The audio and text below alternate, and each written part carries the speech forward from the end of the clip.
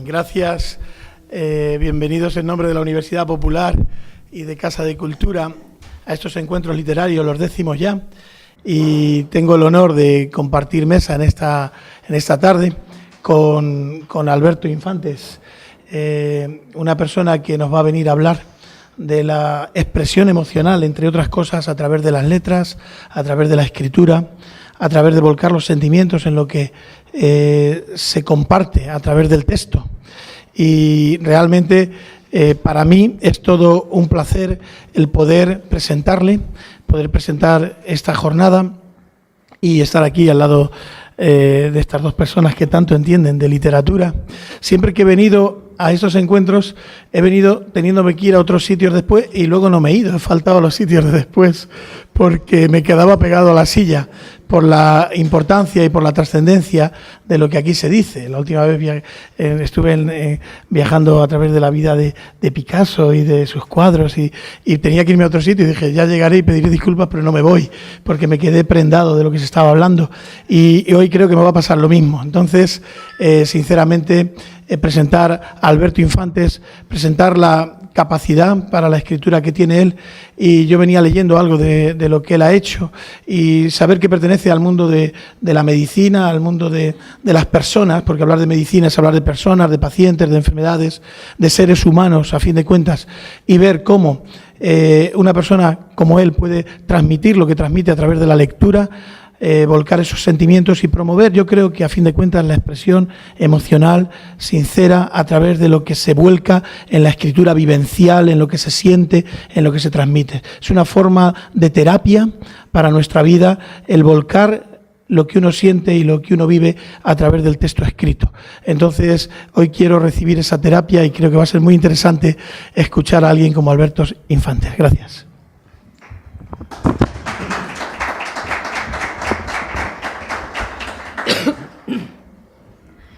Buenas tardes y bienvenidos en nombre de la Universidad Popular a esta segunda actividad de los 10º encuentros literarios, en el que vamos a tratar el tema de la escritura y las emociones.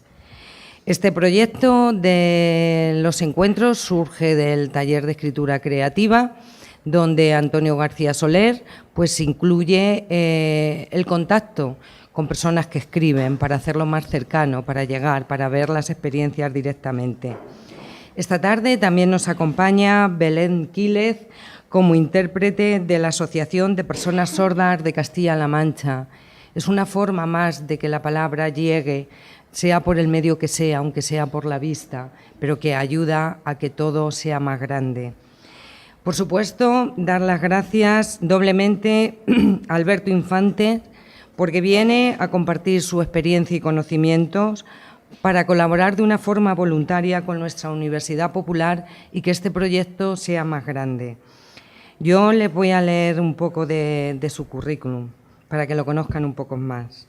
Alberto Infante es doctor en Medicina y Cirugía por la Universidad Complutense de Madrid y magíster en Administración de Empresas y Análisis de Sistemas. Ha sido médico general, especialista en medicina nuclear e inspector médico de la Seguridad Social. También ha desempeñado diversos cargos de responsabilidad en el Sistema Nacional de Salud y en el Ministerio de Sanidad. Fue funcionario de la Organización Panamericana de la Salud de la OMS, con sede en Washington desde 1994 a 2002, en las áreas de inversiones en salud, análisis y reformas del sistema. Entre 2005 y 2010 fue director general de la Agencia de Calidad y director general de Ordenación Profesional, Cohesión y Alta Inspección en el Ministerio de Sanidad. De 2010 a 2014 ha trabajado como profesor de Salud Internacional en la Escuela Nacional de Sanidad del Instituto de Salud Carlos III de Madrid, institución donde sigue siendo profesor emérito tras su jubilación. También ha sido consultor de la OMS, de la Unión Europea y de la Organización Iberoamericana de Seguridad Social y ha representado a España en diversos comités y grupos de trabajo del Consejo de Europa y de la Unión Europea. Además, es autor de numerosos artículos y libros sobre análisis del sistema de salud, políticas de salud y calidad de la atención. Y ya desde el punto de vista literario, Alberto Infante hizo crítica de poesía en la revista Luna de Madrid en la década de los 80. Hasta ahora ha publicado de relatos Dicen que recordar, Circunstancias personales y Línea 55. En poesía, La sal de la vida, Diario de ruta, Los poemas de Massachusetts y Carta de ajuste. Y de novela, Bajo el agua y Constantes vitales. También ha coordinado y prologado 12+1, una antología de poetas madrileños actuales, y Voces del Nervión, una antología de poetas bilbaínos también actuales. Poemas y relatos suyos han aparecido en colecciones como Las 10 últimas horas del Titanic y en revistas como Nayagua, Al otro lado del espejo, Vislumbres en la India, Los cuadernos del matemático, Agora, Poesía de Rosario en Argentina, Revista del Pensamiento en México y Tintas para la medianoche. Ha formado parte de las antologías poéticas En legítima defensa, Poesía en tiempos de crisis y La primera vez que no perdí el alma, encontré el sexo. Alberto es una persona solidaria y así lo demuestra con sus obras colectivas de carácter solidario, como Tintas para la vida, Cuentos para hambrientos y Poemas del aire.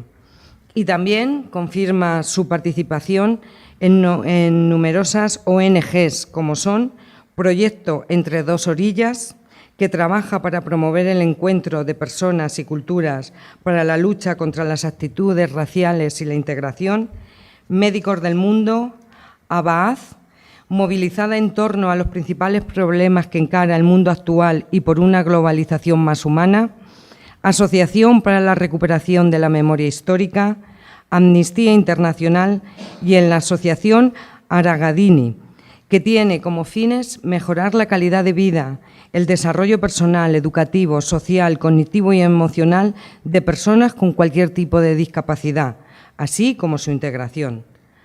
Alberto Infante ha impartido numerosas conferencias y talleres de iniciación a la escritura creativa.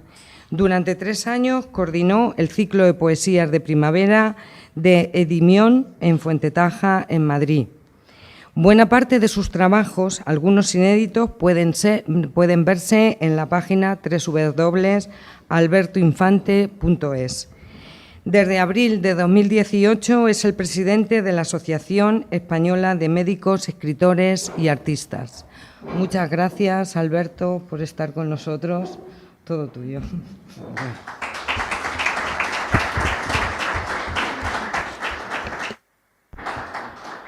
¿Se oye bien? Sí.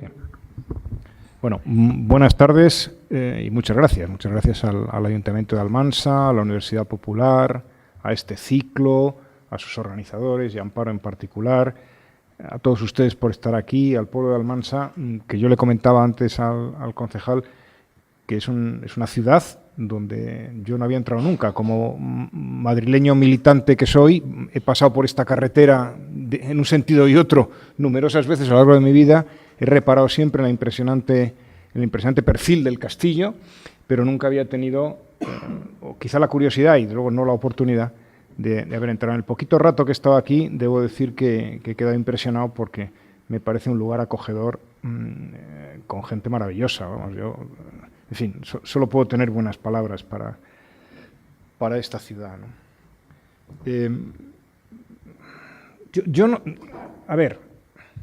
Yo no sé muy bien si les tengo que dar una conferencia, porque no me han hecho ustedes nada. O sea, ustedes me tratan bien y yo no tengo por qué torturarles, ¿no? Darles una conferencia.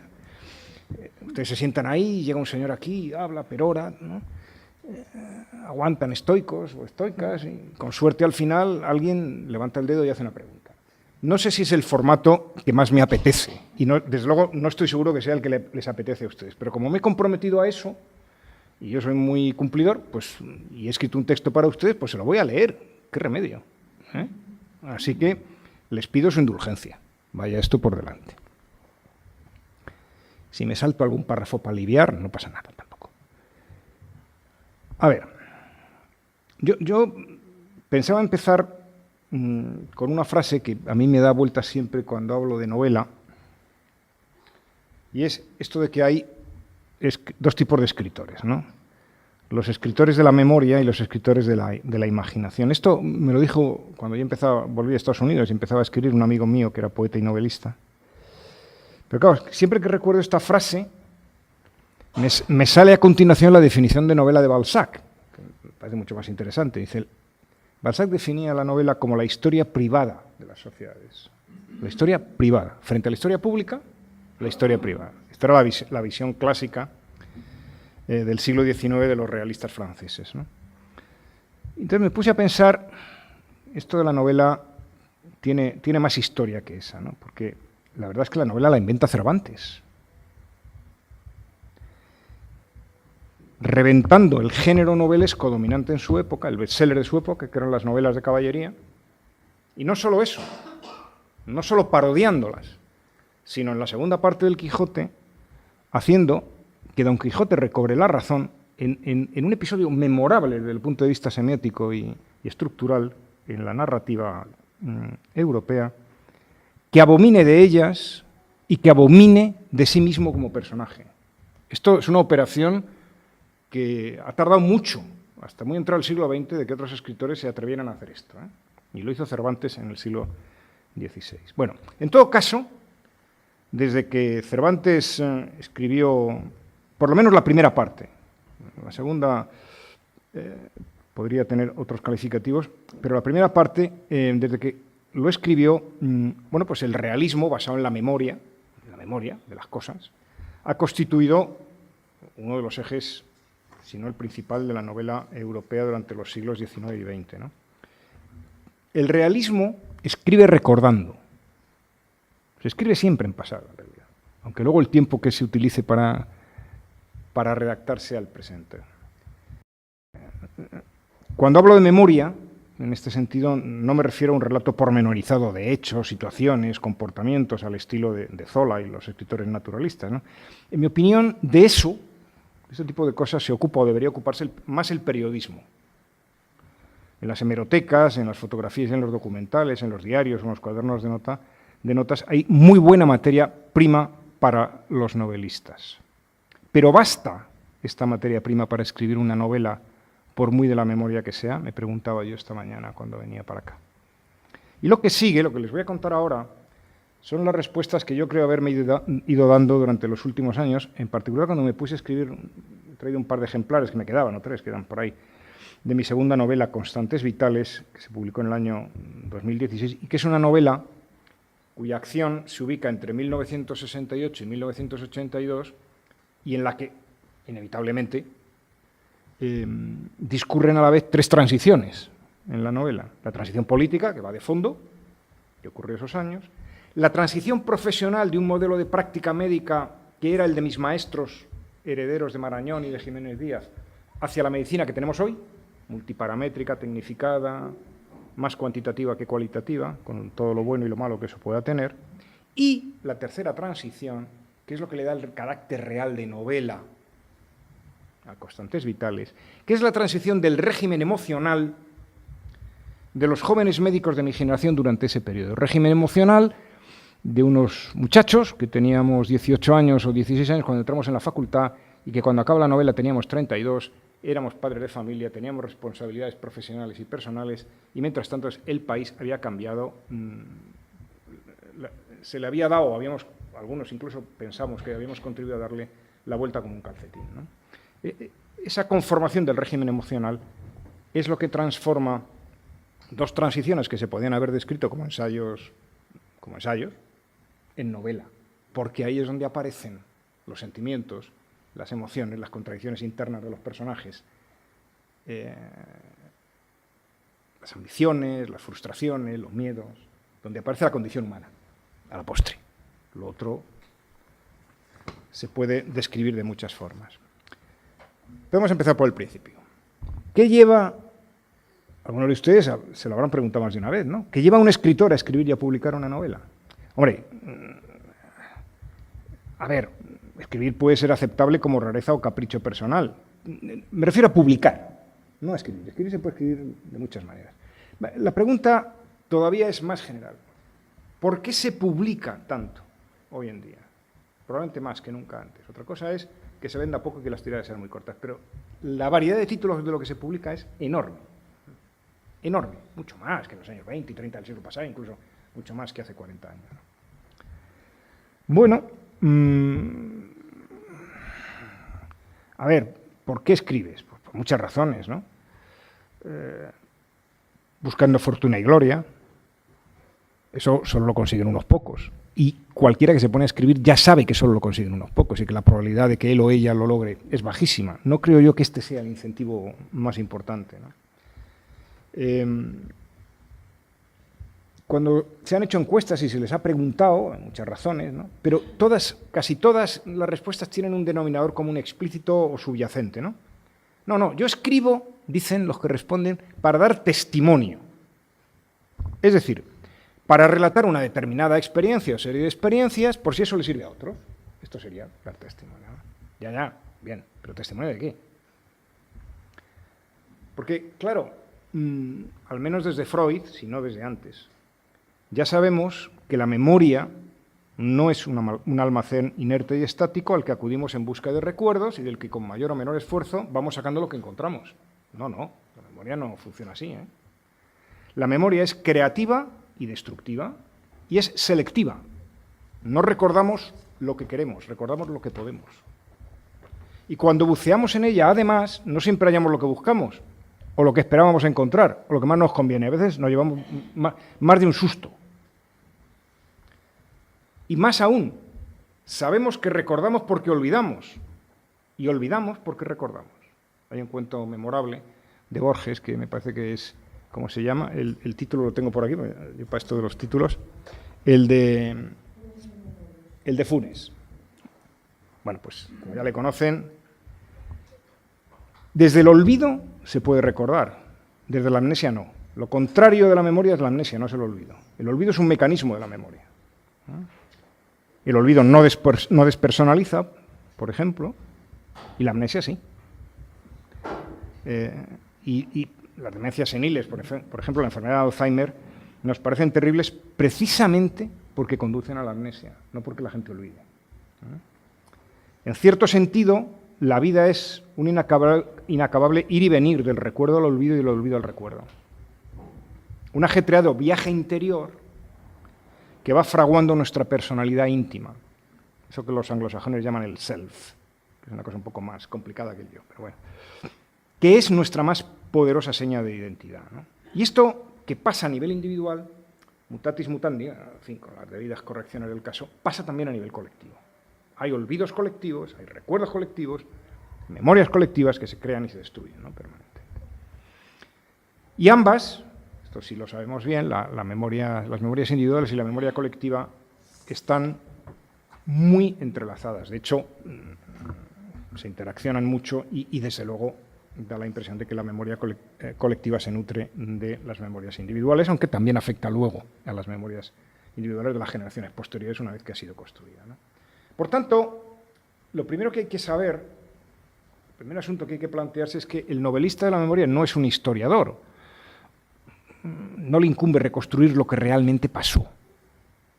Más bien lo que hace es usar sus propios recuerdos de lo que pasó o los recuerdos de otros, los distorsiona, añade, suprime, exagera, inventa, especula con ellos. No solo con lo que pasó, sino con lo que él cree que pudo haber pasado u otros consideran que pudo haber pasado y no pasó.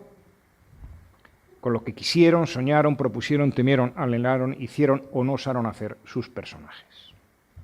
Es decir, que solo con memoria y sin imaginación, sin la capacidad de elaborar y de expresar cosas que no pasaron, pero que dadas las circunstancias a nadie le extrañaría que hubieran pasado, o que no pasaron en aquel lugar, o que no le pasaron a este personaje sino a otros, en la facultad de destacar unas cosas y no otras, en hacerlas jugar delante de sus ojos hasta que adquieren consistencia en vida propia. Sin todo eso, no hay forma de armar un relato que interese. Uno puede armar un relato, pero será aburridísimo, en términos generales. Es decir, la imaginación es lo que diferencia al novelista del periodista o del historiador, por un lado, y eso es lo que, en mi opinión, distingue al novelista de la memoria de otros autores intelectuales que también trabajan con los hechos del pasado, ¿no? Porque el periodista o el historiador busca la realidad factual, ¿no? Busca descartar todo lo que no lleva a definir exactamente lo que en el lenguaje jurídico se podrían llamar hechos probados. El novelista no, el novelista funciona con las hipótesis, las especulaciones, justo con todo lo que en un juzgado se desecha. Justo. Balzac, que no era tonto y sabía bastante de esto, decía que él antes de ponerse a escribir leía el Boletín Oficial del Estado todas las mañanas, porque era justo lo que él no tenía que hacer, porque eso ya estaba escrito en el Boletín Oficial, en la Gaceta francesa. Él sobre eso tenía que elaborar. Pero claro, ¿la imaginación y la fantasía son lo mismo? Siguiente pregunta. Pues no. La imaginación, a diferencia de la fantasía, no inventa realidades imposibles o inverosímiles. Esta es la gran diferencia. Opera sobre la realidad, tal como y casi al mismo tiempo que la memoria la va reconstruyendo, ¿no? Lo hace jugando un poquito, como a veces juegan los niños que con un mismo juguete son capaces de jugar 3 o 4, inventarle 3 o 4 historias distintas al mismo juguete y al mismo tiempo, ¿no? Bueno, pues eso. Por cierto, de juegos de este tipo hay una recomendación que les hago si tienen taller de lectura, si no lo han, seguramente ya lo habrán hecho, que es que lean el inolvidable librito de Raymond Queneau, Ejercicios de estilo. Ejercicios de estilo es un librito de Raymond Queneau, el autor de Cécile dans le métro, que presenta el mismo suceso, son ejercicios de media página, escrito de 99 maneras diferentes. Todas ellas verosímiles, todas ellas reconocibles en el mismo suceso y todas distintas. Que es como, en fin, ese es el prodigio del cuentista, ¿no? Con un mismo relato escribir 99 cuentos. Pues a eso me refiero, a ese tipo de juegos a veces me refiero. Es decir, que la imaginación, en mi opinión, no sería tanto, como sostuvo Santa Teresa de Jesús, la loca de la casa, o en todo caso sería una loca muy cuerda, porque reformula la realidad con un propósito y la reformula para producir determinados efectos, ¿no? Uno juega para producir un determinado efecto, que afecta pues, al ambiente, a los personajes y al argumento, que son los 3 elementos clásicos del relato literario. Pero afecta también a una cosa mucho más importante que estas 3 cosas, que es el punto de vista. El punto de vista de quien escribe, que está formado por muchos elementos, por la información que tiene, por los valores, por las preferencias estéticas, por las ideas filosóficas, las creencias religiosas, las opiniones políticas, bueno. Algunos de estos elementos que conforman el punto de vista pueden ser conscientes para el autor, que lo tiene, que adopta el punto de vista, y otros no. Hay autores que muchos de estos elementos los explicitan en sus novelas. El ejemplo clásico es Moby Dick de Herman Melville, que tiene páginas y páginas de diatribas teosóficas, que son un tostón monumental, pero que Melville, como era un teósofo, pues se veía en la obligación de poner allí, que, en fin, con los criterios de la novelística actual, cualquier editor serio le habría metido la voraz tijera, y Moby Dick habría ganado muchísimo como novela, pero estábamos en otra época y él pues, le apetecía lucubrar estas cosas, ¿no? Y hay otros que no lo ponen. De hecho, es la opción preferida, ¿no? Desde comienzos del siglo XX, aunque eso no significa que no los tengan. Que tú no los pongas no significa que no los tengas. Cuanto más claramente hayas definido cuál es tu punto de vista y por qué a la hora de escribir, y menos lo explicites en lo que escribes, mejor tira con tu relato, sea novela o sea cuento, ¿no? Pero el problema del punto de vista es que no sirve de una vez y para siempre, hay que construirlo para cada novela. Más aún, en una misma novela, el ejemplo canónico de esto es el Cuarteto de Alejandría de Lawrence Durrell, puede, y yo me atrevo a decir que debería haber, tantos puntos de vista como personajes principales haya. Es decir, que si tienes 4 o 5 personajes y además tú eres el autor, tú tienes que negociar 5 puntos de vista. El tuyo, que no debe aparecer, y los puntos de vista de los personajes, que es posible que alguno deba explicitarse y es muy probable que muchos no. Pero para acabar de complicar esto del punto de vista, sobre un mismo suceso nuestros puntos de vista no son estáticos, varían con el tiempo. Incluso durante el tiempo que se va escribiendo una novela, si se tarda un par de años, puede variar. Y esto complica grandemente el ejercicio de la escritura, ¿no? Tal vez por eso a muchos autores no les gusta releerse. García Márquez ya decía claramente que él no releía las novelas que había escrito, ¿no? Porque hace falta una cierta dosis de humildad para admitir cuánto y con qué frecuencia nos equivocábamos, o lo mal que escribíamos, o lo desacertado de nuestros enfoques pasados, ¿no? Nos guste o no, somos individuos evolutivos y con eso hay que vivir. Y esto, del punto de vista, también permite diferenciar la novela de la memoria de la novela histórica. La novela histórica, ¿qué hace? Pues trata de rellenar con imaginación la carencia de datos históricos sobre un personaje o una situación. Un suceso, un periodo, de modo que su propósito sigue siendo acercarse o basarse en una determinada verdad factual, aunque sea incompleta. Mientras que la novela de la memoria adopta, como ya les he dicho, el criterio de verosimilitud y no el de veracidad. Por tanto, acentúa el carácter subjetivo y testimonial del relato. El pacto que se establece en uno y otro género entre el autor y el lector es distinto. En la novela histórica, contar cómo fue o pudo haber sido. En la novela vivencial, si le podemos llamar así, testimonial, ¿no? Contar cómo al autor le parece interesante o útil o divertido contar eso ahora. Sobre un mismo tema se pueden escribir distintas novelas testimoniales porque el propósito y el valor de hacerlo, en opinión del autor, de hoy puede no ser el mismo que el del autor de hace 5 años. Por ejemplo, la diferencia clara, para que nos entendamos, es, si la han leído seguramente sí, un ejemplo maravilloso de novela histórica es El muchacho persa, de Marie Renaud, o la serie El capitán a la triste, de Arturo Pérez Reverte. Bueno, eso son novelas históricas. Rellenan con imaginación hechos que factualmente son incontrovertibles, tuvieron lugar de determinada forma, ocurrieron en determinado lugar, etc. Claro, comparar esas dos novelas, tú las comparas con Patria, de Fernando Aramburu, y ya te das cuenta de la diferencia. Claro que Fernando Aramburu en Patria recrea sucesos que ocurrieron, pero lo recrea con otro propósito, desde otro punto de vista y con otra técnica narrativa, que privilegia la subjetividad de los personajes y no lo factual de lo ocurrido, ¿no? Por tanto, en la novela de la memoria, en esa novela testimonial, el autor bucea en la intrahistoria de una época a través de personajes y situaciones que normalmente pues, no han sido descritas antes por historiadores profesionales sobre la base de testimonios y recuerdos de sus protagonistas, o muy poco. Y lo hace normalmente a través de gente que conoció de primera mano lo ocurrido.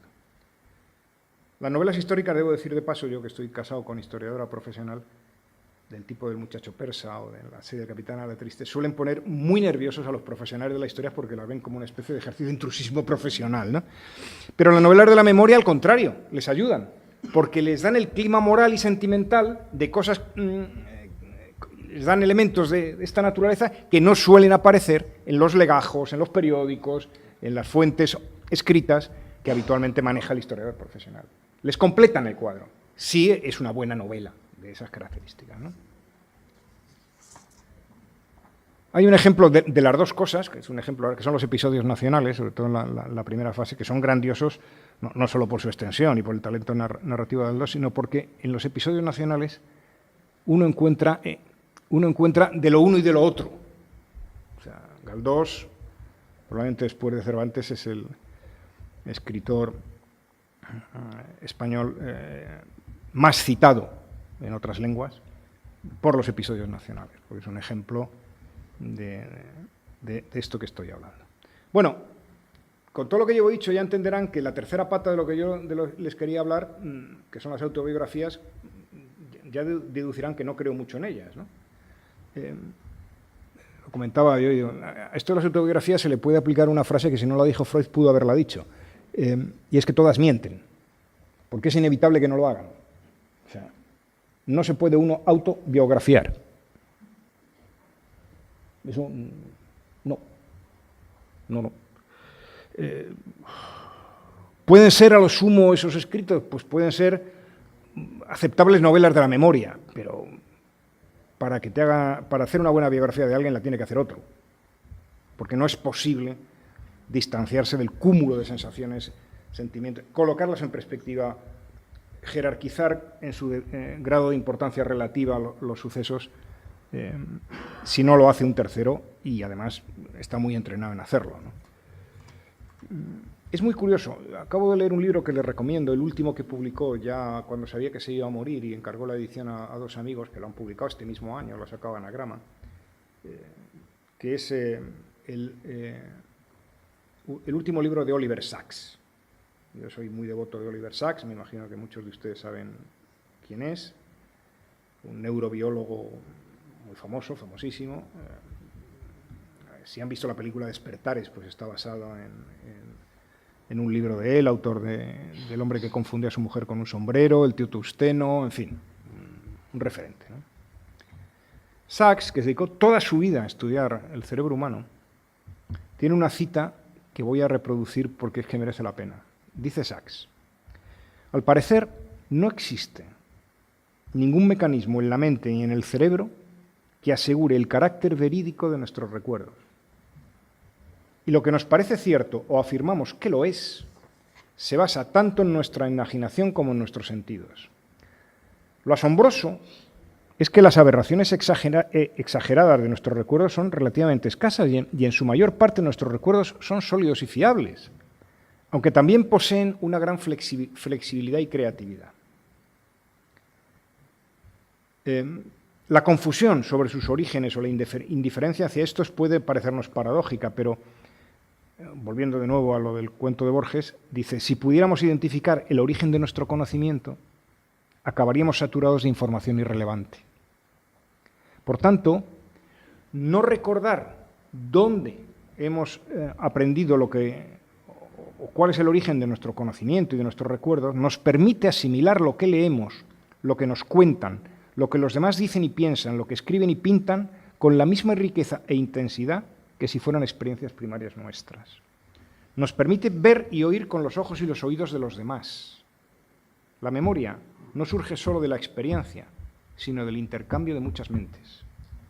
Es decir, que en gran medida, en nuestro cerebro hay un componente muy importante que es colectivo y acumulado.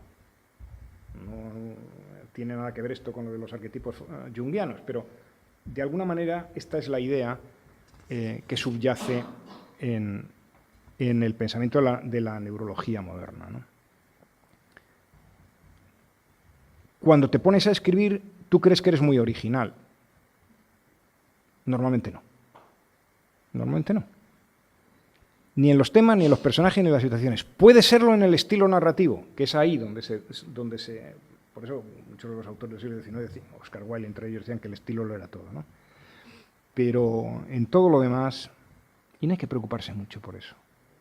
A la postre no importa tanto la originalidad del tema, que importa cuando aparece, como no, claro, como que el tratamiento lo sea. Como que el tratamiento del tema lo sea.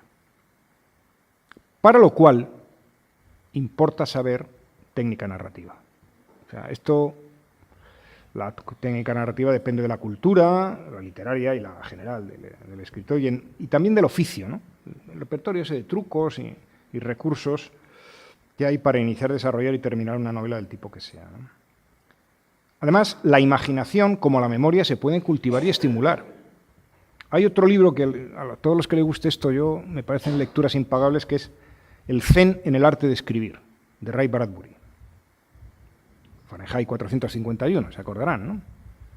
Bueno, Ray Bradbury no era precisamente un escritor de la memoria, más bien de la fantasía, pero apunta algunas sugerencias que a mí me parecen impagables, ¿no? Entre otras, para escribir bien novelas es leer y escribir poesía. Faulkner, que sí era un escritor de la memoria, siempre quiso ser reconocido como poeta y jamás lo logró. Por cierto, Cervantes tampoco. Él también quería y tampoco lo logró. ¿Por qué esto de la poesía? ¿Por qué le sirve a un novelista esforzarse con un género tan alejado, ¿no? Pues porque la poesía, me van a permitir la expresión, es una amante severa y obliga mucho. En la prosa uno se puede recostar, se puede defender con el texto, la poesía no. En la poesía hay que escribir a campo abierto y tiritando, sin desnudez y sin un punto de temblor y de vértigo, es decir, sin riesgo. La poesía no vale. Si la poesía podemos asimilarla en cierto modo a la fotografía, el relato corto sería algo así como la secuencia de una película y la novela sería la película entera, ¿no? Una película con mala fotografía, por muy buenos actores que tenga, por muy buena dirección, es un desastre. Una película con buena fotografía, aunque sea mediocre en lo demás, se salva. Bueno, pues ese es el asunto. Quizá les digo esto porque como yo empecé como poeta y me pasé muchos años escribiendo solo poesía, pues tengo una querencia evidente, ¿no? La poesía me ha enseñado, por ejemplo, a dejarme llevar por la inspiración y a desconfiar de inmediato de sus resultados. A decir mucho con poco, a corregir y corregir, a pesar cada palabra, cada signo de puntuación, cada espacio en blanco, a tratar de innovar y a tratar de que hable el silencio. Claro, de la poesía al relato corto, que es una transición no tan rara entre los poetas, por cierto. Cortázar, por ejemplo, decía que el relato corto era el hermano de la poesía, porque a ambos géneros les une esa sensación de instante captado, la intensidad, la concesión del lenguaje, la importancia de lo que se calla o solo se insinúa, ¿no? Y también el que se pueden escribir de forma discontinua, digamos, a ratos sueltos durante las vacaciones o en fin de semana. La novela no. La novela es otro animal, exige inmersión, dedicación completa, y no se puede ser novelista de fin de semana ni de vacaciones. Esto no funciona. Bueno, pues ya he hablado un rato del punto de vista y de otras cosas. Pero el principal problema del novelista, si ha conseguido resolver estos previos, sigue estando ahí. Sea novela del tipo que sea, lo principal es construir un universo particular. Un universo. Puede ser pequeño, puede ser muy grande, un universo. Que lo contenga todo. Y del que la novela es una ventana que se abre y te da la posibilidad de entrar. El novelista se tiene que meter aquí un mundo. Ya digo, puede ser más chico, más grande, una comarca pequeña, puede ser. Y una vez que tienes el universo, mientras estás con la novela, de ahí no te puedes salir. No te puedes salir. A ver, hay 4 universos canónicos. La Mancha, para Cervantes. Don Quijote es La Mancha. Es Don Quijote de La Mancha. La Mancha ya no se entiende sin Don Quijote, pero Don Quijote no hubiera podido existir sin La Mancha. Macondo. Macondo es Macondo. Bueno, es Aracataca, pero en todo caso es Macondo. Sin ese universo y los personajes que lo habitan, las especies animales, florales que lo habitan, sin los ríos, las montañas, los seres humanos, los ruidos, los olores. Y eso lo tienes que tener en la cabeza todo el rato, ¿no? Tienes que verlo, tienes que oler, lo tienes que sentir, ¿no? Sin el mundo de Guermantes, Proust no hubiera podido escribir En busca del tiempo perdido. El mundo de Guermantes son otros olores, otros colores, otros escenarios, otra cosa. O el sur del condado de Yanapatasca de William Faulkner, ¿no? Eso que está entre Mississippi y Missouri. Hay más, ¿no? La Rusia zarista, el campo de la Rusia zarista de Tolstoy, el San Petersburgo de Dostoyevsky, por ejemplo, el Dublín de James Joyce, en fin, hay muchos. Posiblemente a estas alturas cada idioma literario importante tiene más de uno. Pero estos 4 que he dicho al principio, La Mancha, Macondo, Guermantes y el sur de los Estados Unidos, para mí fueron muy influyentes y yo creo que siguen teniendo un cierto valor canónico, ¿no? Y si uno mira que tienen estos 4 ejemplos de grandes novelas con universo y por tanto universales, muy alejados entre sí en el tiempo y en el espacio, imagínense, La Mancha con el sur forneriano, nada que ver, ¿no? Bueno, ahora veremos si tiene algo que ver. La primera es que las obras de estos autores que he citado, son novelas de la memoria en el sentido que vengo planteando, ¿no? Y precisamente por ello no parecen haber sido escritas solo con el cerebro, sino con todo el cuerpo. Como una buena amiga mía, historiadora, y una de las fundadoras de la historia oral en España, Miren Jona, escribió, la huella emocional es imprescindible en el proceso de fijación de un recuerdo, y asimismo toda imagen recordada se ve acompañada de una reacción del aparato emocional. El recuerdo, la evocación, no es un enlace mental, no es una sinapsis mental, sino que queda, es mucho más que eso, porque son miles de neuronas interactuando en red que a su vez producen descargas del sistema neuroendocrino y afectan al conjunto del cuerpo, ¿no? Queda grabado en el cuerpo y asociado a toda una serie de procesos inscritos en el mismo, ¿no? Si recuerdan estas 4 obras, o alguna otra que tengan ustedes en la cabeza, verán que es casi imposible inventar para los autores tal riqueza y variedad de matices como aparecen en estas obras, solamente a través de la mera percepción sensorial, sin habérselos apropiado y recreado previamente, sin que el autor los haya hecho, los haya interiorizado, encarnado, somatizado de algún modo, sin que el autor viva y padezca la acción al mismo tiempo que sus personajes. Hay una anécdota muy famosa de Balzac, y es que un conde, un amigo suyo, un aristócrata francés, muy conocido en la vida social parisina, va un día a verle a la buhardilla y se lo encuentra llorando desconsoladamente en su pupitre. ¿Qué pasa?, le pregunta. Y le contesta Balzac, hecho un mar de lágrimas, que ha muerto la condesa de no sé qué. Pero el otro se queda así, porque conoce a toda la aristocracia de París y jamás ha oído hablar de esa condesa. Y le dice a Balzac, oye, pero esa condesa no existe. ¿Cómo que no existe? Acabo de matarla en mi novela. Era un personaje suyo, se lo había inventado y lo acababa de matar y estaba llorando porque lo acababa de matar. ¿No? O sea, me refiero a esto, y esto es Balzac, que pasa por ser un escritor a veces un poco frío o un poco más descriptivo que sentimental, ¿no? Bueno, pues a eso me refería, ¿no?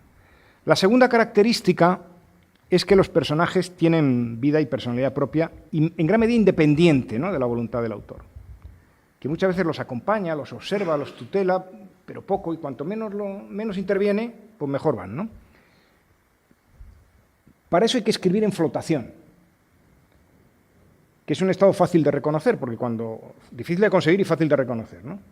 Que es ese estado en el que tú vas escribiendo y te sientes a la vez dentro y fuera de la acción que escribes, ¿no? Entonces la pluma o las teclas, de repente, como que te van, como que aquello fluye, ¿no? Aquello va. Una vez logrado no dura mucho, hay técnicas para sostenerlo, pero dura lo que dura, ¿no? Hemingway decía, por ejemplo, también sabía de esto, decía que un buen novelista es capaz de escribir una buena página al día, un novelista excelente 2 y un genio 3, pero que 4 buenos al día no los había escrito nadie.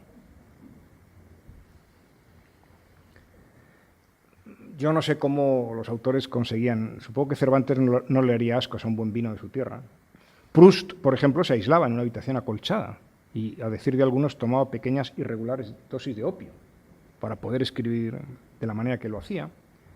Faulkner se pegaba unos lingotazos de whisky, se cogía unas borracheras monumentales, eran famosas en los alrededores, y García Márquez se declara consumidor compulsivo de café colombiano.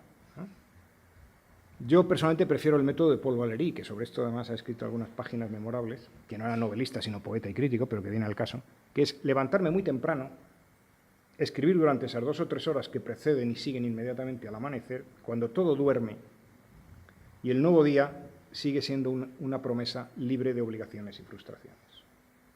Valéry decía que él a las 9 de la mañana había hecho todo su trabajo literario y podía dedicarse el día a la vida social de los chismes, que le gustaban muchísimo. Pero él ya había hecho lo suyo, de 5 a 9, y a partir de ahí que le registraran. Otro método que también sirve para esto, muy usado y en general poco declarado por aquello de la vergüenza de que te consideren un plagiario, es leer varias páginas de 1 o 2 escritores clásicos admirados antes de ponerse a escribir para coger tono. Yo esto lo recomiendo vivamente. Hay que saber seleccionar, ¿eh? Y a veces hay que tener 2 o 3 libros para poder balancear, ¿no? pero si el modelo es suficientemente bueno, ya lo dije antes, ¿no? Los músicos hacen variaciones sobre temas de otros, los pintores igual, en fin. Yo procuro concentrarme y meditar, no siempre poco, antes de ponerme a escribir. A veces llego a la conclusión de que lo mejor es que no lo haga, por ejemplo. Y como he tenido que viajar mucho y tengo una vida itinerante todavía, pues me ayuda el viaje. Esto es curioso. El viaje es una metáfora de la vida. Por cierto, Claudio Magris tiene un libro inolvidable, El infinito viajar, que también le recomiendo, yo que soy un viajero impenitente, sobre esto. Pero si el viaje es lo suficientemente largo, y sobre todo si es en avión, que me parece un sitio donde literalmente uno está en flotación, este tipo de viajes tienen esa sensación peculiar de que has salido sin haber llegado. Entonces estás in the middle of nowhere, ¿no? Que es lo más parecido, quiero creer yo, a lo que debía sentir Proust cuando se tomaba su dosis de opio, ¿no? Pues estás ahí, un poco fuera de este mundo. Y entonces la mente fluye, la imaginación va, aparecen ideas, tomas notas, incluso corriges, escribes, tal. Los viajes, yo he tenido que hacer mucho viaje interoceánico, de 8 horas y tal. ¿Qué vas a hacer allí, tío? Escribir, leer y escribir, claro, ideal.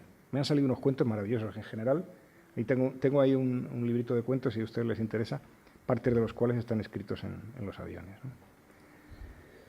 Bueno, otra cosa que tienen estas novelas. Bueno, pues que las barreras entre tiempo y espacio y entre acción y reflexión tienden a borrarse, ¿no? Lo que, por cierto, es una característica de la poesía, también, y de la vida.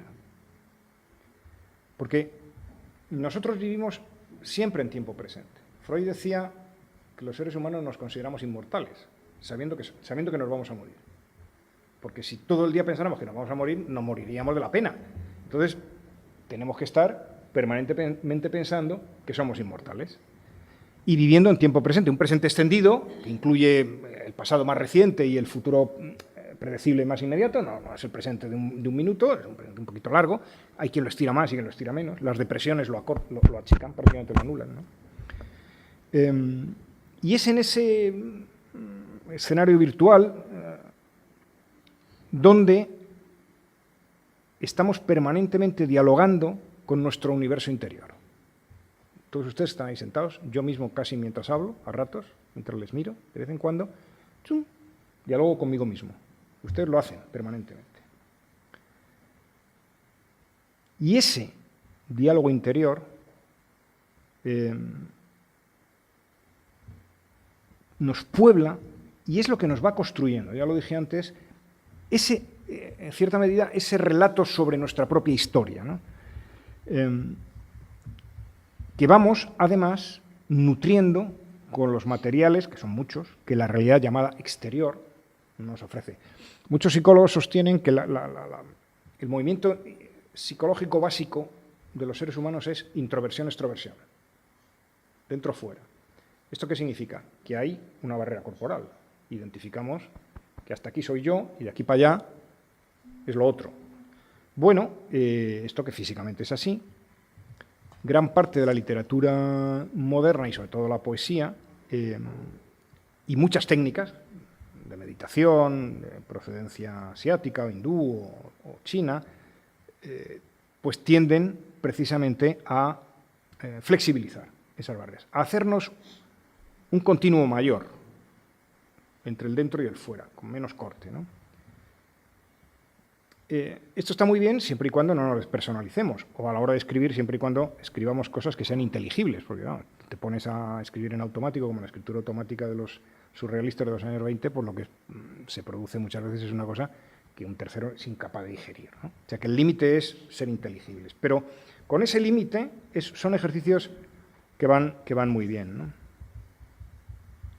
Por cierto, Cervantes, que se empeñó, después del éxito del Quijote, en rehabilitarse ante la crítica erudita de su época, yo creo que el límite del ser inteligible en los trabajos de Persiles y Segismunda no lo respeto en absoluto. Es una obra que no hay quien lea.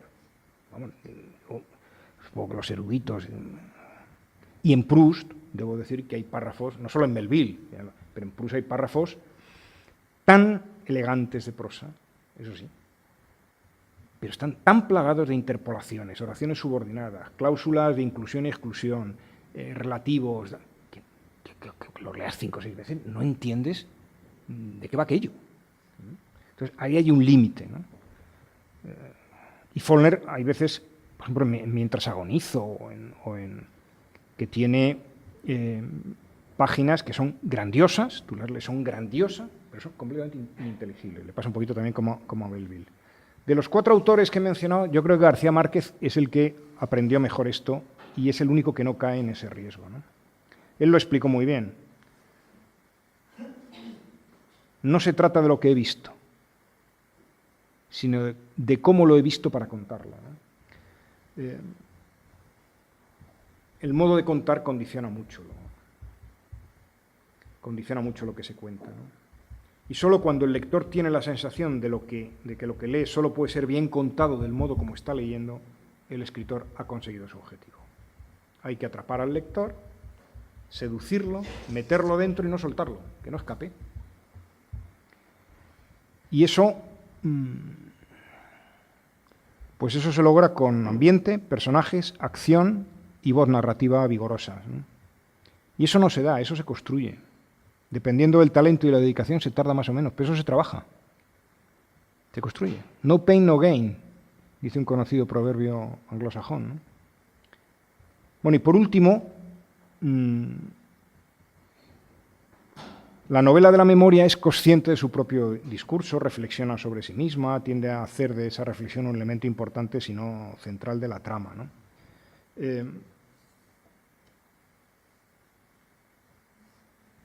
Ocurre que, además, vivimos en un mundo que es heredero del siglo XX. El siglo XX ha sido un terrible siglo.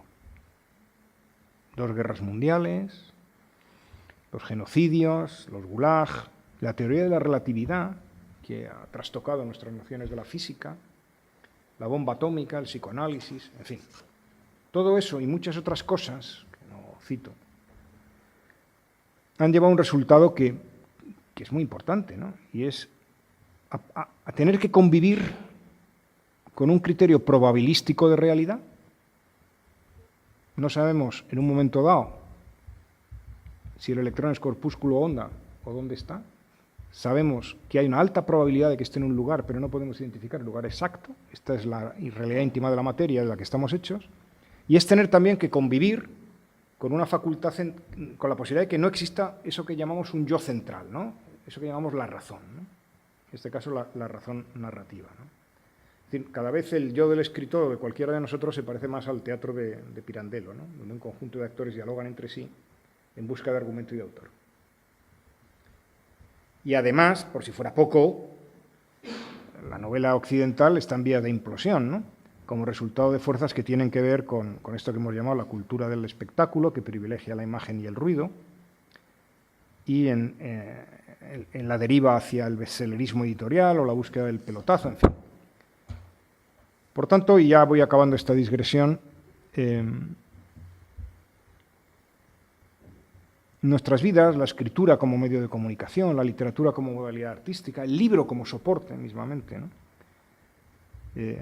Está experimentando grandes cambios cuyo sentido a veces nos cuesta entrever, ¿no? Pero hay una frase de Giacometti que a mí me sigue pareciendo válida para quienes nos gustan estas cosas, ¿no? ¿Cuál es la misión del arte y la literatura? El arte en general y la literatura en particular. Pues es crear visiones, no es reproducir lo que existe. Para reproducir lo que existe ya están otros, ¿no? El artista lo que tiene que crear son visiones.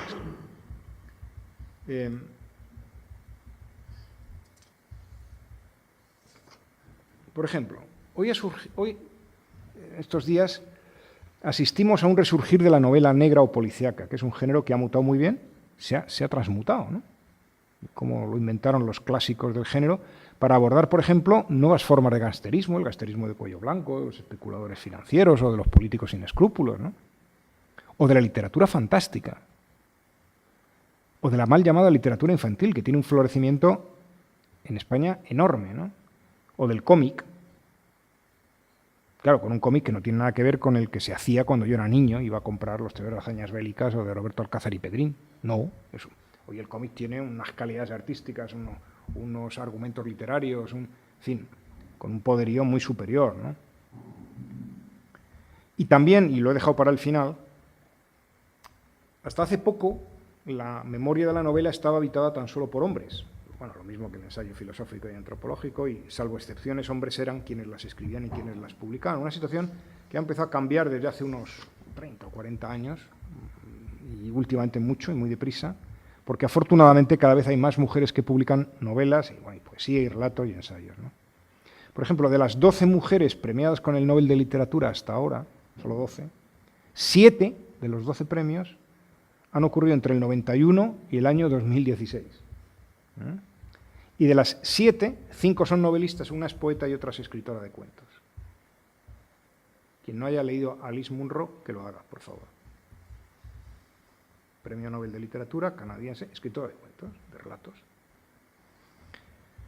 Y yo, personalmente, algunas de las mejores novelas que he leído en los últimos 10 años han sido escritas por mujeres formadas o que viven en el Medio Oriente, en África, en China o en la India, ¿no?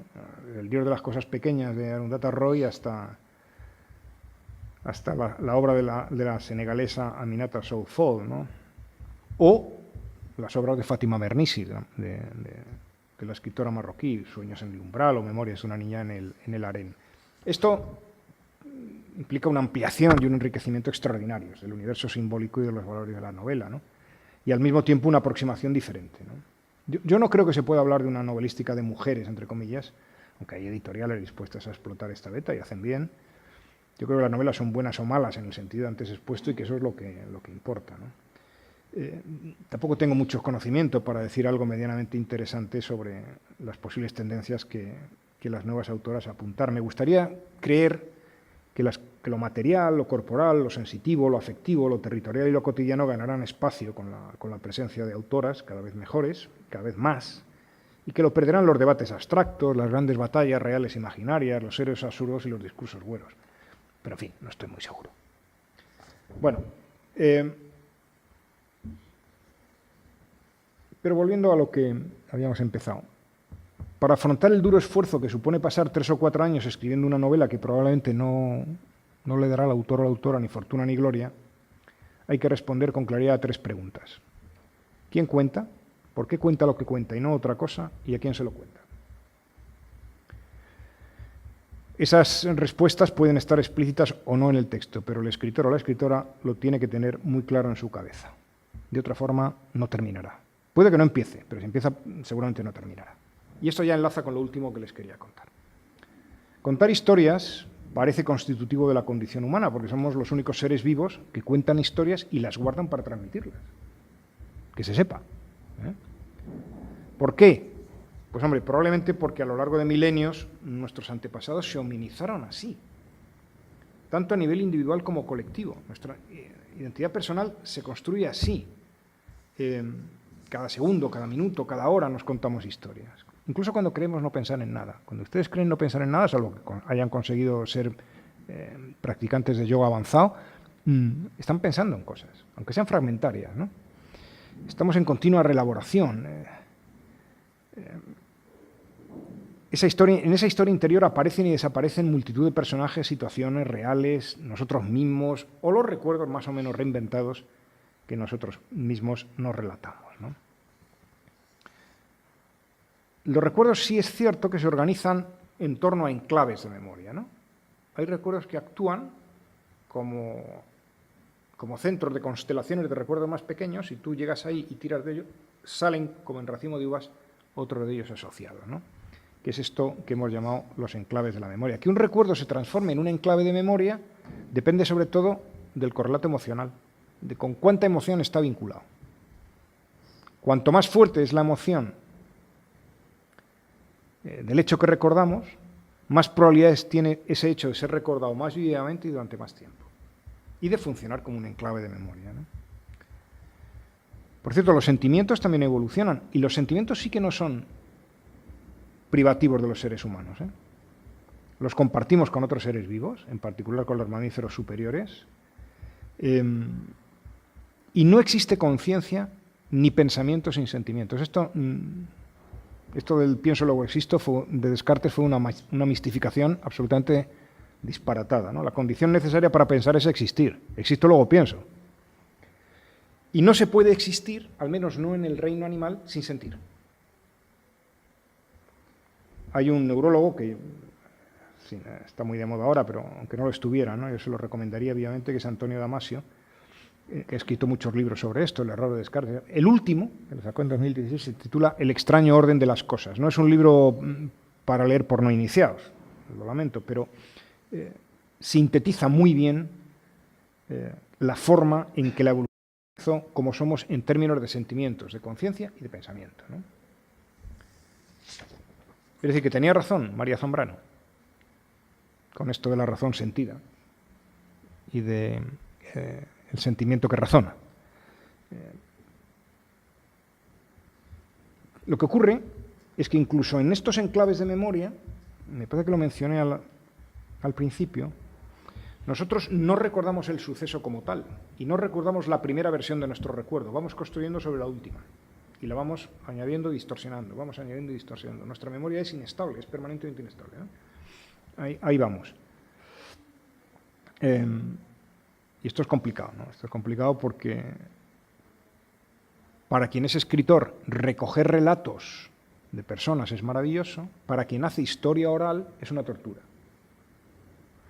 Hay que estructurar muy bien las entrevistas, tener una técnica de recogida muy fina, hay que cotejar lo que te dicen con otras fuentes, porque de otra manera, si solo te fías de lo que te cuentan, sin querer, te inducirán a engaño. Entonces, es una relación complicada, ¿no? Bueno, todo esto son reflexiones que a mí me surgieron mientras iba escribiendo y después, cuando lo he publicado, la novela Constantes Vitales. Pero claro, la literatura de la experiencia tiene una gran ventaja, y es que los lectores, por lo menos una parte de ellos, los que han compartido directa o indirectamente experiencias comunes, dialogan contigo. Y eso, para un escritor, es una cosa memorable, porque esto no es tan fácil. No es tan fácil. Cuando te leen lo que tú cuentas, como forma parte también, al menos parcialmente, de su propio patrimonio emocional, les evoca cosas nuevas y te escriben, te las cuentan. A mí, sobre Constantes Vitales, me siguen llegando ideas de colegas y de gente que vivió aquel periodo, ¿no? Y eso permite el acercamiento, no solo físico, sino también psicológico, entre las figuras que antaño estaban muy disociadas del escritor y del lector. Es una nueva forma de relación de cada uno consigo mismo y con los otros, ¿no?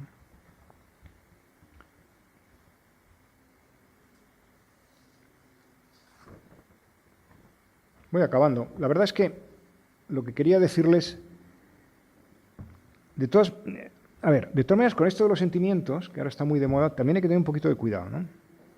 Porque hay un escritor muy conocido que es Sebastian Haffner, que fue un lúcido analista de la gran capacidad de seducción del nazismo. Por ejemplo, el nazismo tenía una gran capacidad de seducción, de hipnosis de masas, y él tiene una frase que nos debería hacer reflexionar. Dice, no somos tontos por falta de inteligencia, sino por exceso de sentimientos. O sea, el exceso de sentimientos también puede producir patología social. Puede producir patología individual, desde luego, pero puede también producir patología grupal y social, ¿no? Y ya acabo. Yo creo que en la vida colectiva los sentimientos están presentes, hay que conocerlos, sentimientos de identificación con símbolos, con valores, con determinados elementos históricos, etcétera, ¿no? Pero, en mi modesta opinión, los sentimientos son ambivalentes, son fácilmente manipulables en ocasiones. Entonces, hay que tener un poquito de cuidado con ellos, ¿no? Conviene quizá dotarse de reglas compartidas de convivencia y respetarlas, porque eso permite luego que cada uno se sienta y exprese sus sentimientos como quiera, sin verse coartado por los sentimientos, por ningún sentimentalismo obligatorio, ¿no? Por decirlo en pocas palabras, ¿no? De manera que podemos ser, gracias a esas reglas que nos damos, que suelen estar en las leyes, en las constituciones, Podemos seguir siendo diferentes también en el ámbito sentimental, reconocernos como diferentes y debatir y, en su caso, compartir proyectos de futuro sin prejuicio de cuáles sean nuestro patrimonio sentimental y nuestro recorrido, nuestra trayectoria personal, familiar y grupal primaria desde el punto de vista sentimental, ¿no? La memoria y sus relatos, por tanto, a nivel colectivo están siempre en construcción y en destrucción, están siempre en un contexto emocional. Conviene referirlas a reglas de convivencia y de los sentimientos. Yo creo que la novela Esta patria está muy bien hecha, entre otras razones por eso, porque yo creo el mensaje de fondo, el mensaje subliminal, ¿no? Y es que con base en los sentimientos es muy difícil construir propuestas de futuro. No. Las propuestas de futuro hay que establecerlas con base en otras cosas, ¿no? Con base en la voluntad, en la razón, en la capacidad de negociar y de llegar a acuerdos, en las normas que nos dotamos. Los sentimientos son libres, obedecen a lo que obedecen, tienen su historia y su trayectoria, son frágiles y son inestables y no son una base sólida con la que se pueda articular la convivencia colectiva de gente diversa y plural. Lo que garantizan es la pluralidad y la diversidad, pero no te dan mucho más. Decir que mi adhesión a determinada idea, a determinada concepción de la cosa está por encima de las leyes y de las normas, pues bueno, como exabrupto puede tener gracia, como propuesta de convivencia es una catástrofe. Pero en fin, este es un tema ya para otra conferencia, que no tiene nada que ver. Yo me paro aquí, sí creo que son los sentimientos, me refiero, la materia prima, como decía Conrad, de la que está hecha la vida, pero solo la materia prima. La materia prima para escribir buenas novelas del tipo de las que yo les he tratado de resumir a ustedes, pero solo la materia prima.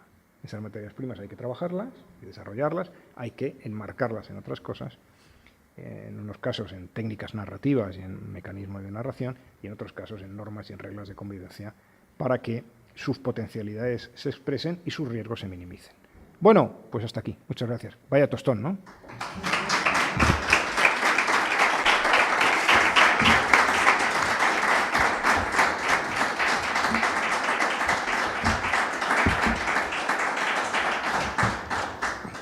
Bueno, si alguien te quiere preguntar. Yo ya les dije que había hecho mi tarea. No les prometí otra cosa, ¿eh? Pero pregunten algo, por favor. Por fin, una mano. Lo primero, agradecerle las reflexiones, como usted la llama, pero a mí ha sido prácticamente una clase magistral. He tomado nota de muchas cosas, pero en la última parte de la intervención usted me ha creado una duda. Ha dicho algo parecido a que las bellas artes en general y la literatura en particular tienen que ser misiones. Entonces yo quiero que usted me aclare esta duda. Los movimientos realistas o futuristas o el hiperrealismo en pintura, ¿dónde los enclavaría usted? Bueno, yo soy un devoto de la pintura hiperrealista, debo decir, que me parece lo más cercano al surrealismo, por cierto, que hay en pintura.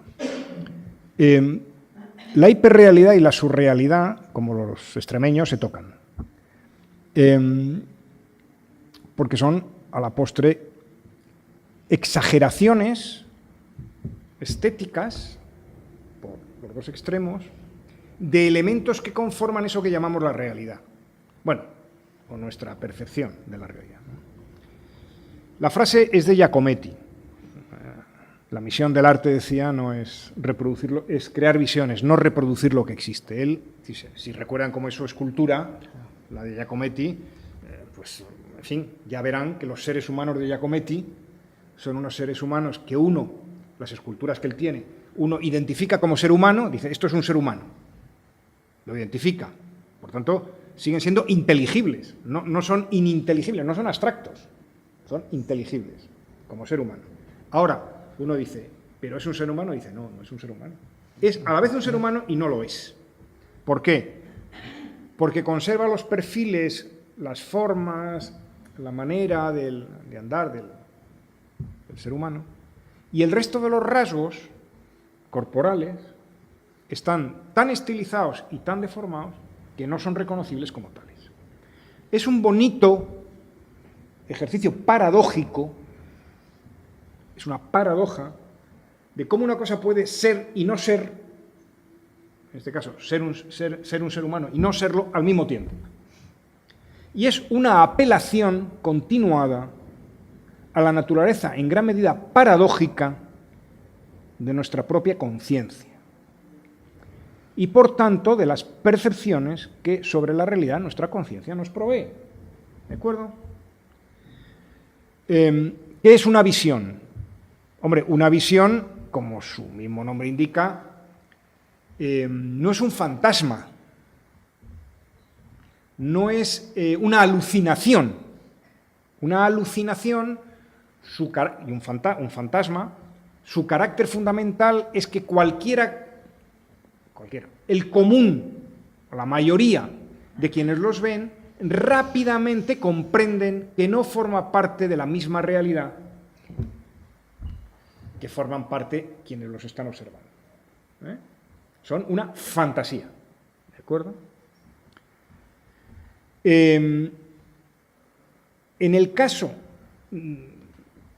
que nos ocupa de las figuras de Giacometti y de las visiones, son proyecciones distorsionadas a futuro que expresan formas determinadas o valores determinados de quienes las producen, que se pueden compartir o no. Tú puedes estar de acuerdo con el arte de Giacometti, te puede gustar o no gustar. Esto no me gusta. Bueno, pues ya está. Pero reconozco que es una visión personal y hay otra gente que le puede gustar más, menos, ¿de acuerdo? Un visionario no es un alucinado, al menos no en el sentido tradicional. Moisés fue un visionario, no fue un alucinado. Si hubiera sido un alucinado no lo hubieran seguido, porque le habrían, bueno, estuvieron a punto también de no seguirle, pero hubo momentos en que, ¿verdad?, lo del becerro de oro y esto, hubo momentos en que le debieron ver un poquito. Pero en todo caso, un líder literario, un líder estético, un líder político, un líder científico, un gran comunicador, una persona, es un visionario. ¿Por qué? Porque transmite visiones que interesan, que quienes les escuchan pueden compartir en todo o en parte, o no compartir, pero que aceptan como interesantes, ¿no? Un punto de vista, ¿no? A mí al final esto no, lo que sea. Pero bueno, ¿por qué? Porque es propositivo, porque es original, porque incorpora elementos de realidad y porque pretende seducir o pretende transmitir o pretende compartir. Un alucinado vive en su alucinación, la expresa y la mantiene, no importa lo que opinen los de alrededor. Un visionario no. Un visionario, si no le siguen, si no le hacen caso, pues se frustrará. O sea, es reactivo al efecto que sus visiones tienen en las personas. El alucinado no, el alucinado está en su mundo y no sale de ahí, ¿no? Entonces, es a eso a lo que yo me trataba de referir y a lo que Giacometti se refiere. Para él el arte tiene más el carácter visionario, no tiene para nada el carácter alucinado. Giacometti no es un escultor abstracto, pero tampoco es un escultor figurativo. Está ahí, ¿no? Creando visiones a partir de la realidad. Es un poquito eso. Si hubiera algún escultor que se pareciese en su escultura al concepto de novela de la que yo hablo, sería Giacometti, por eso lo cito.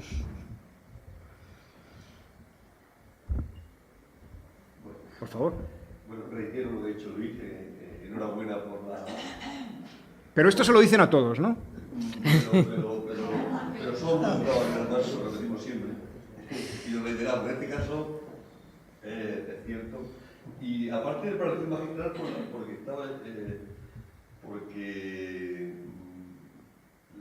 está todo lleno de sugerencias, ¿no? Hay muchas sugerencias. No sé por cuál empezar. Y yo que soy anárquico, pues, y más de cara a lo que es el taller, una de las muchas que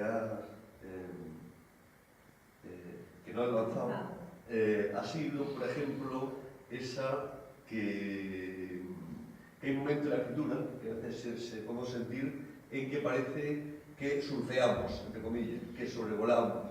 El estado de flotación. Y aunque después sea mentira o no, pero uno se lo cree y me parece muy interesante. No sé si después, a lo mejor lo pensaba yo, ha añadido el tema ese, era para el tema de que si tomaba uno café, el otro... Sí, bueno, cada uno se... El otro tomaba buen whisky, etcétera, que no pasa nada. Aquí el domi no pasa nada, aquí el domi se permite siempre que ayude. Yo digo una cosa, a veces, con respecto a esto en el taller, que dice un escritor que decía el tema de que se emborrachaba para yo no lo recomiendo, No, pero decir lo siguiente, sí es verdad que muchos manuscritos, a muchos borradores, lo hago en estado de embriaguez, pero siempre con hijo sobrio. Siempre con hijo sobrio. Entonces, cuidado con esto, que no que también es la cosa. No, un poco nada, que es una experiencia de la gracia y un poco un poco el estado ha querido decir, bueno, no sé, si hay un poco de cierta intuición, ya que usted es médico, bueno, sí, sí. De usted y tú, sí, sí. No, de dos maneras, de vos también, que sí. De vos, de usted, de tú, de todo. ¿Hay algo de intuición? Sí, claro. ¿Y se puede comprobar de cierta manera? No es sugerencia, disculpa si... No, a ver, yo he citado casos que son conocidos de inductores químicos. El alcohol, o el opio, o la cafeína son inductores químicos. Yo no lo recomiendo. Porque son inductores químicos cuya inducción tiene efectos secundarios en el mediano plazo malísimos, y luego además porque son de corto recorrido. Bueno, la cafeína, si no en exceso, parece que es muy mala, ¿no? Poca, tirando a poca. Yo, sin embargo, recomiendo técnicas que utilizan los mecanismos endógenos de nuestro propio cerebro, he citado alguna, para conseguir efectos similares sin los efectos secundarios indeseables. Por ejemplo, la meditación. Meditar es muy sencillo, no requiere ninguna filosofía especial, requiere ponerse a ello. O lo que decía Valéry, aprovecharse de esas horas especiales en las cuales todo duerme y uno tiene la sensación de que está entre la vigilia y el sueño, ¿no? Esas horas de las 4, las 5, las 6 de la mañana, está todo. El mundo está quieto. O esta broma que les he gastado, porque no es tan broma, yo lo he hecho, de cuando vas en los viajes en avión, sobre todo si no se mueve. Yo ya como duermo hasta cuando el avión se mueve, pero comprendo que hay quien no puede, o sea, esto también es lógico, ¿no? Otra cosa muy clásica, y tampoco es casual, y tiene su base neurofisiológica, idear caminando. Caminar, según qué condiciones, claro, caminar un paseo agradable, buen tiempo, luz. Hay gente que le gusta la noche, también para caminar, por cierto. Pero bueno, en términos generales, ¿no? Ajustando el ritmo de la respiración al caminar. Cuando yo era corredor, ahora no puedo porque las caderas ya no me dan para tanto, pero cuando yo corría maratones y estas cosas y entrenaba, gran parte de los argumentos de mis relatos los iba pensando mientras corría. ¿Por qué? Porque hay una fuerte secreción de endorfinas en el ejercicio físico sostenido. Sobre todo si estás entrenado. Estar desentrenado no, pues vas agónico. Pero si estás entrenado, como vas suelto, el cuerpo va como que él dice solo, el cuerpo ya va. Ahora ya me puedes entender un rato, ¿y a qué me dedico? Me dedicaba a pensar. ¿Por qué? Porque tenía ese nivel interno. ¿Me explico? O sea, que hay procedimientos de este estilo que tienen que ver con esa atención concentrada y no tensa, atención concentrada y relajada, que el yoga, por ejemplo, es lo que busca. El yoga es otra técnica, por lo menos las variedades más básicas del yoga meditación o del hatha, ¿no? Otras no digo. Entonces, y luego, leer. A ver, hay formas de leer y de leer. Una forma de leer placentera, con un libro que te gusta, que vas leyendo, que te vas dejando ese autor o autora que te evoca, que la música del lenguaje, que te gustaría escribir como él o como ella, me gustaría. te va entrando la música del lenguaje, ¿no? Te va entrando. Y esa resonancia interior, que a la postre no es más que la articulación y desarticulación, el vibrar continuado de miles de sinapsis neuronales en redes integradas, ¿no? Esta cosa de hacer así, es la música interior que tienes. Eso te crea un estado especial. Dura lo que dura. En unos casos dura un poco más, en otros dura un poco menos. Es más efímera. Jorge Guillén, conocido poeta, escribía siempre en la cama, al despertarse. Porque si ustedes han comprobado, si has tenido una noche placentera de sueño, si no, claro, estás relajado. Cuando empiezas a despertarte, hay un periodo de tiempo en el que no has acabado de despertar, ¿no? Y estás ahí. Y ahí se ocurren ideas. A ver, es muy breve, no vale para escribir novelas, pero sí vale para escribir poesía. Si tienes a mano el lápiz y el papel, y pum, pum, pum, pum, inmediatamente despertar lo apunta, porque si no se pierde. Bueno, todas estas cosas, que forman parte de la gramática parda de muchos escritores, que muchos han contado en sus... remiten siempre a lo mismo. Aquí hay estados especiales de la conciencia que son más creativos que otros y que tienen como característica atención relajada, o sea, concentración relajada, y resonancia interior en el cerebro de ideas y músicas de lenguaje. Digo para quienes nos dedicamos a la escritura. Los pintores tendrán otra, yo de eso no sé, de eso no entiendo. No sé si he podido... Sí, por ejemplo, me estoy acordando conducir sin prisa. No digo que voy con prisa en el momento, pero no tranquilamente al conducir, ocurrió a veces tener que frenar y ya se olvide. Y lo he apuntado, ¿no? Sí, yo no recomendaría hacer esto conduciendo, ¿eh? No. Justamente a poco intermitente y tal, pero a veces lo he hecho, pero hablando en serio, el conducir cuando... Sí, ya. Sí que un estado en el que cuando hay luz, finalmente, caminar marcha Caminar. Ayuda muchísimo. Hay un libro muy bonito que está en Siruela, que se titula, de Georges Le Breton, un filósofo francés, se titula Elogio del caminar, que también es muy recomendable, porque ustedes por aquí en esta ciudad y en los alrededores tienen, me imagino, unos paseos soberbios, vamos, para perderse 1 hora, 2 horas, y volver con hoy día ya incluso hasta en la agenda del móvil, vamos, yo apunto esbozos de poemas, los llevo aquí en el móvil, ¿eh? O sea, quiero decir, y se me ocurren andando. Y luego, hombre, cuando son cuentos cortos o poemas es más fácil. De nuevo, la novela es otra cosa, ¿eh? Pero ese material así suelto, ese material tal, no hay que tirarlo, eso se guarda. Eso se guarda. Y se vuelve sobre ello después. No como García Márquez, que no lo leía. No, él no leía la obra una vez publicada, una vez que la había terminado. O sea, una vez que le daba al editor y se ponía a vender, él decía, y salió huyendo. No. Bueno, pues nada, han aguantado ustedes estoicamente, son unos héroes. Sí, claro. Es que habláis, por Antonio también lo ha dicho, de buscar sustancias con determinadas formas de estado para escribir y esto, como si hubiera escritores que buscaran, que se emborracharan para escribir, o esto, que puede que los haya. Y yo pienso que es al revés, que lo que hay es borrachos y drogaditos que escriben, o sea, no escritores que se drogan con determinadas sustancias. Eso es lo de menos. O sea, de todo lo que he leído de toda la historia, no hay un escritor, que busque una sustancia para escribir, o se emborracha para escribir. No, normalmente es un borracho y escribe. O sea, no buscas ese momento. O sea, el ser humano... no sé si... Sí, te explicas muy bien. Mi respuesta es que hay ejemplos de todo. O sea, te puedes encontrar de todo y por su orden. Es que ha dicho Antonio que escribe borracho, pero rectifica sobrio. Algunos casos.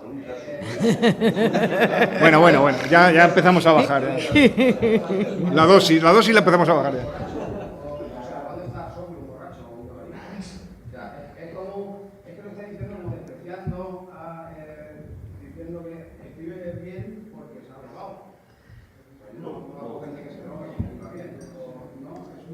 A ver, ejemplos de gente drogada que ha escrito bien los hay.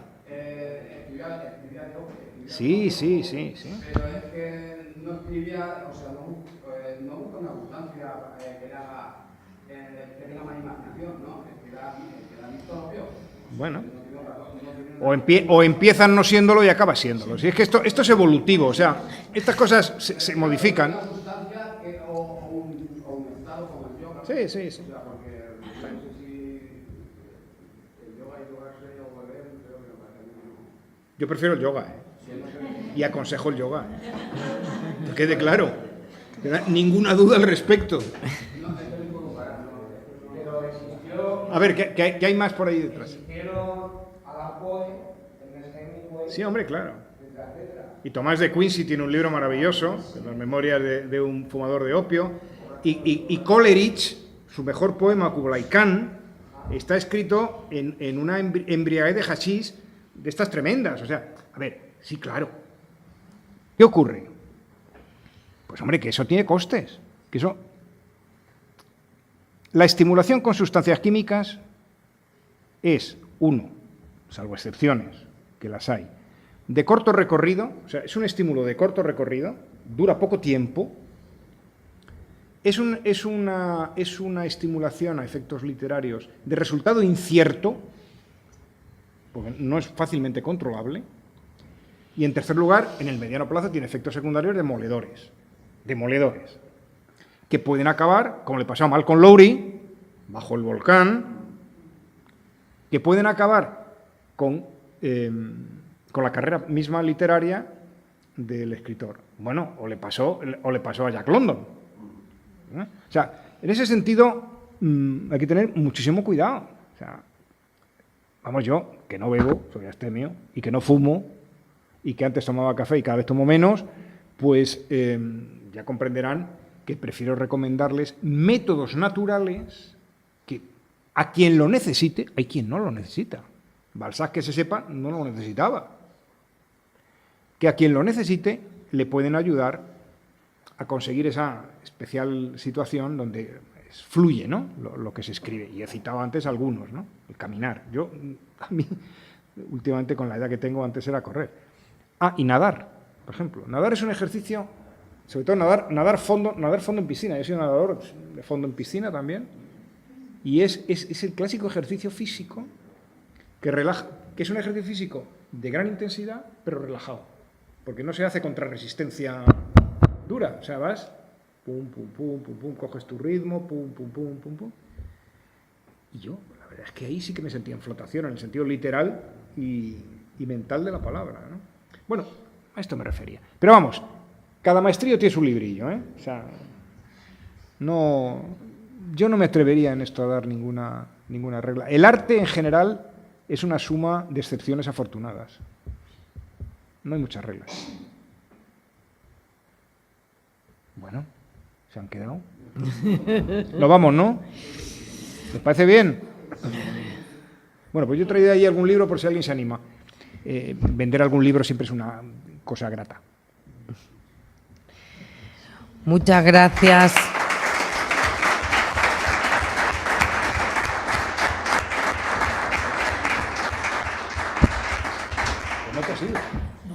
Muchas gracias, Alberto. Muchas gracias a todos. El próximo encuentro será el 11 de abril. David Matusca, poesía, imagen y música. Nos vemos. Hay que masticarlas, rumiarlas.